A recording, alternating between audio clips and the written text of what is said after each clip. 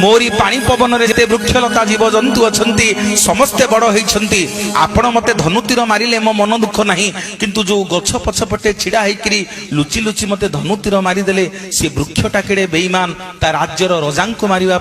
आपण को लुचई रखी